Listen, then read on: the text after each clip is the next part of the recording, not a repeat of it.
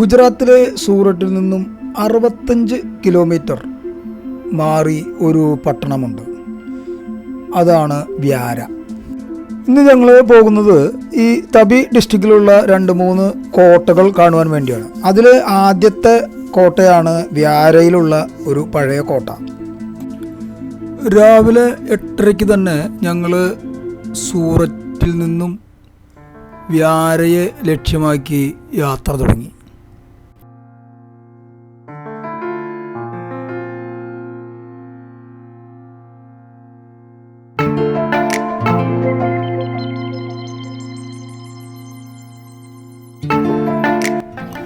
ഞങ്ങൾക്ക് വ്യാരയിലെത്താൻ ഏകദേശം 1.5 മണിക്കൂർ എടുത്തു. വ്യാരയിൽ എത്തിയതിനു ശേഷം ഞങ്ങൾ കോട്ടയിലേക്കുള്ള വഴി കണ്ടുപിടിച്ചു.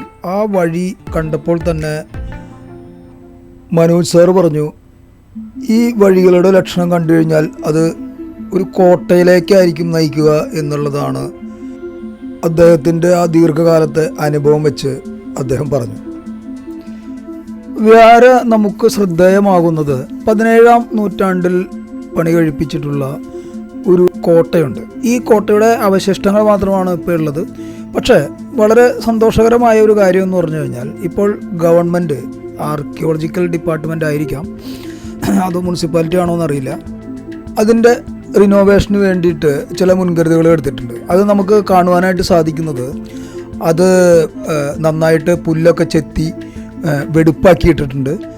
പിന്നെ അവിടെ വാച്ച്മാനായിട്ട് ഒരാളെ നിർത്തിയിട്ടുണ്ട്. പിന്നെ ആൾക്കാർ ഫോട്ടോ എടുക്കാനൊക്കെ ആയിട്ട് ആൾക്കാരൊക്കെ അവിടെ വരുന്നുണ്ട്. അപ്പോൾ കുറച്ചൊക്കെ വിസിറ്റേഴ്സ് അവിടെ വരുന്നുണ്ട് എന്നുള്ളതാണ് അറിയാനായിട്ട് സാധിച്ചത്.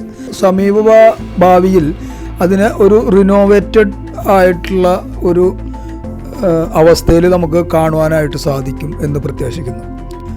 ഈ പ്രദേശങ്ങളെല്ലാം മഹാരാഷ്ട്രയോട് ചേർന്ന് കിടക്കുന്ന ഭാഗമാണ്. അതുകൊണ്ട് തന്നെ ഇവിടെയെല്ലാം ഭരിച്ചിരുന്നത് ആദ്യം മറാഠ രാജവംശത്തിലെ രാജാക്കന്മാരാണ്. ഈ കോട്ടയുടെ ചരിത്രം നമ്മൾ പരിശോധിക്കുകയാണെങ്കിൽ ഈ കോട്ട ഗായ്ക്കവാഡ് രാജവംശത്തിൽപ്പെട്ട രാജാക്കന്മാരുടെ കാലത്ത് പണി കഴിപ്പിച്ചിട്ടുള്ളതാണ് എന്നുള്ളതാണ് ചരിത്രത്തിൽ നിന്ന് നമുക്ക് മനസ്സിലാവുന്നത്.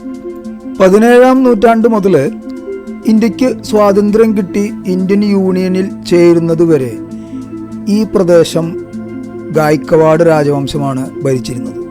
അതായത് മറാത്ത സൈന്യത്തിൻ്റെ ജനറലായിരുന്ന പിലാജിറാവു ഗായ്ക്കവാഡ് എന്ന സൈനിക ഉദ്യോഗസ്ഥൻ മുഗൾ സാമ്രാജ്യത്തിന് എതിരെ യുദ്ധം ചെയ്ത് പിടിച്ചെടുത്ത പ്രദേശങ്ങളാണ് ഇതെല്ലാം. അപ്പോൾ ഈ പിലാജിറാവു ഗായ്ക്കവാഡിന് അന്നത്തെ മറാഠ സാമ്രാജ്യത്തിൻ്റെ ഛത്രപതിയായിരുന്ന ഛത്രപതി ഷാഹു 1-ാമൻ സമ്മാനിച്ചതാണ് ഈ പ്രദേശങ്ങളെല്ലാം.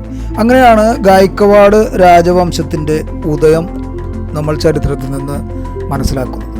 അപ്പോൾ ഈ ഗായ്ക്കവാഡ് രാജവംശത്തിൻ്റെ ഒരു ഭാഗമായിരുന്നു ഈ വ്യാര എന്ന് പറയുന്ന പ്രദേശങ്ങൾ. വ്യാര നഗരത്തിൻ്റെ ഹൃദയഭാഗത്തായിട്ടാണ് ഈ കോട്ട സ്ഥിതി ചെയ്യുന്നത്. ഈ കോട്ടയെക്കുറിച്ച് ആധികാരികമായിട്ട് അറിയുവാൻ വലിയ മാർഗങ്ങളൊന്നുമില്ല. ഗൂഗിളിൽ തിരഞ്ഞു കണ്ടുപിടിക്കുക എന്നുള്ള മാർഗമാണ് ഞാൻ അവലംബിച്ചിട്ടുള്ളത്. ഇതിനെക്കുറിച്ച് ഒരു ഹിസ്റ്റോറിക്കൽ എവിഡൻസ് ഇല്ലാത്ത പല കാര്യങ്ങളും ഇവിടെയുള്ള അടുത്തുള്ള ആൾക്കാരിൽ നിന്ന് നമുക്ക് കേൾക്കാൻ കഴിഞ്ഞിട്ടുണ്ട്. അതിൽ 1-2 കാര്യങ്ങളാണ് ഞാനിനി പറയുവാൻ പോകുന്നത്. ഒന്നാമതായിട്ട് ഇതിൽ നിന്നൊരു ടണല് തൊട്ടടുത്തുള്ള സോൺഗഡ് കോട്ടയിലേക്ക് ഏകദേശം 25-30 കിലോമീറ്റർ കാണും. ഒരു ടണൽ അങ്ങോട്ട് പോകുന്നുണ്ടെന്ന് ചിലർ പറയുന്നുണ്ട്.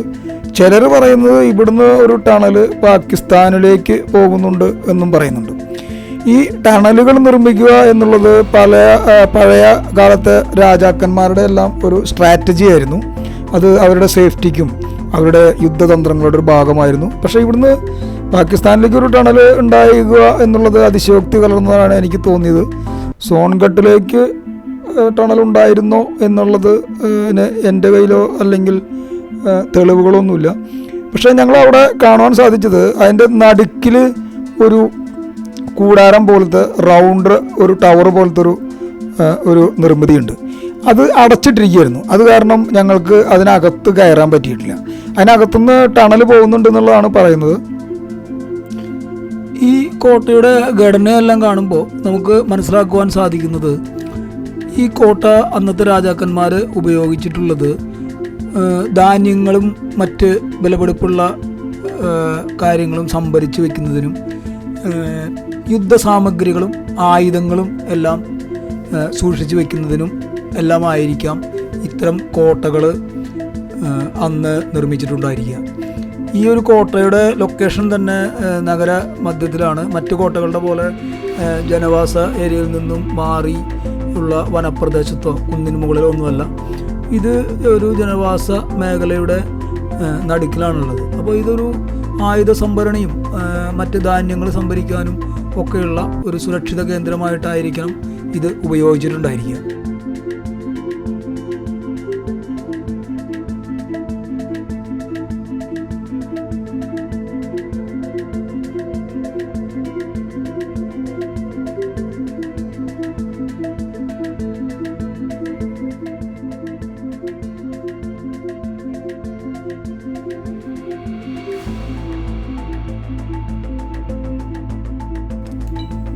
വ്യാര ഒരു ചെറുപട്ടണം എന്ന് പറയുന്നതായിരിക്കും അതിൻ്റെ ശരി.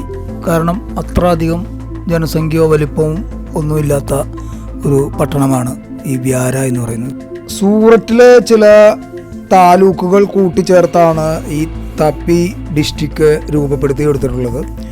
തപ്പി ഡിസ്ട്രിക്റ്റിൻ്റെ ഹെഡ് ക്വാർട്ടേഴ്സാണ് ഈ വ്യാര എന്ന് പറയുന്നത്. വ്യാരയിലെ ജനസംഖ്യ ഏകദേശം 50,000-നും 60,000-നും ഇടയ്ക്കായിരിക്കണം. അതുപോലെ എല്ലാ മതവിഭാഗങ്ങളിൽപ്പെട്ടവരും വ്യാരയിൽ സ്ഥിരതാമസമാക്കിയിട്ടുണ്ട്. ആദിവാസി സമൂഹങ്ങൾക്കും വ്യാരയിൽ നന്നായി പ്രാതിനിധ്യമുണ്ട്.